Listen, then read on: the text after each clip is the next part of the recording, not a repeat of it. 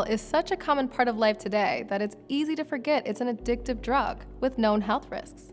So, what's in a drink? Well, it depends.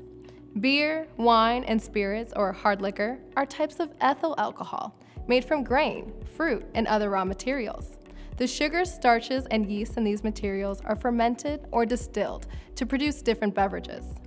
There are two other types of alcohol, methyl and isopropyl, that are used in solvents, fuels, antifreeze, and antiseptics, and aren't intended for human consumption. When grains and fruits are fermented, their natural sugars are combined with yeast to produce alcohol.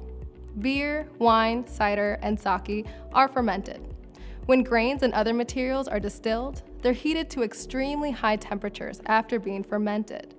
This releases vapors, which are condensed and reabsorbed.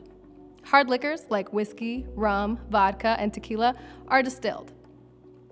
The amount of ethyl alcohol varies among drinks, but distilled spirits are stronger than beer or wine.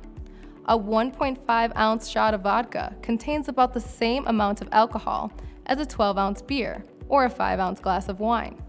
It's the amount of alcohol a person consumes that has the effect, not the type of drink. All alcoholic beverages are intoxicating.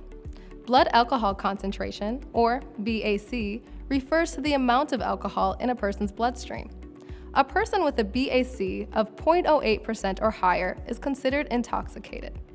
This typically happens when men consume 5 or more drinks or women consume 4 or more drinks in about 2 hours.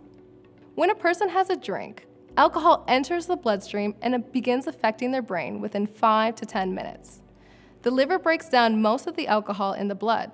The rest, about 10%, is evaporated through the lungs, processed by the kidneys, or released in sweat. On average, the liver processes about 1 drink in an hour. Excessive alcohol use can damage the heart, causing stroke, high blood pressure, and other problems. The liver and pancreas can also be severely damaged. Alcohol use has been linked to several types of cancer as well. Drinking too much can even weaken a person's immune system, making them more vulnerable to health concerns overall. No amount of alcohol is safe for pregnant women, and nursing mothers should also abstain from using it. Alcohol can also disrupt our hormone system. Hormones act as chemical messengers to control the proper functioning of the body's tissues and organs. When the hormone system doesn't work properly, a person's blood sugar levels, reproductive system, blood pressure, bone mass, growth, and development can be negatively affected.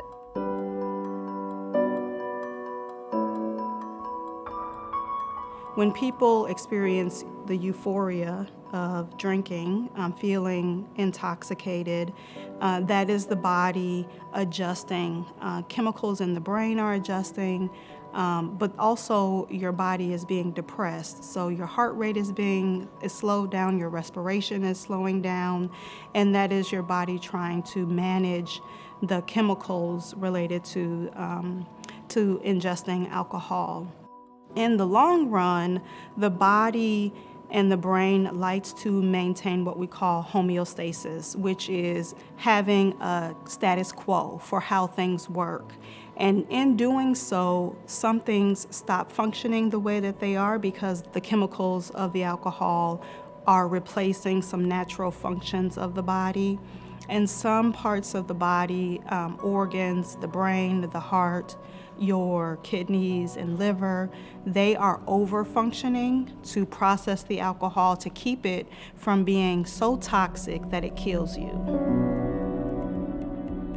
Anyone can get a hangover after drinking, which typically occurs with a significant drop in blood alcohol content.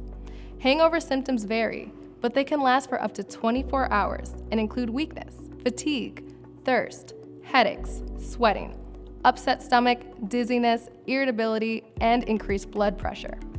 Contrary to popular belief, coffee and over-the-counter pain relievers aren't effective hangover remedies. In fact, acetaminophen and Tylenol can lead to liver damage if used in combination with or after using alcohol. Alcohol can also be deadly. In fact, roughly 88,000 people in the United States die every year from drinking-related causes, making alcohol abuse the third leading preventable cause of death in the country. It's also costly. Alcohol misuse costs the United States almost $249 billion a year, with 3/4 of that total cost related to binge drinking. According to a recent survey by the National Institute on Alcohol Abuse and Alcoholism, roughly 86% of American adults say they have used alcohol at some point in their life. This group includes young adults between the ages of 18 and 21 who aren't old enough to drink legally. More than 26% of adults claim they have engaged in binge drinking, and over 6% say they drank heavily at least once. No matter their age, gender, profession, or lifestyle, anyone who drinks excessively is at risk for developing an addiction, also known as alcohol use disorder.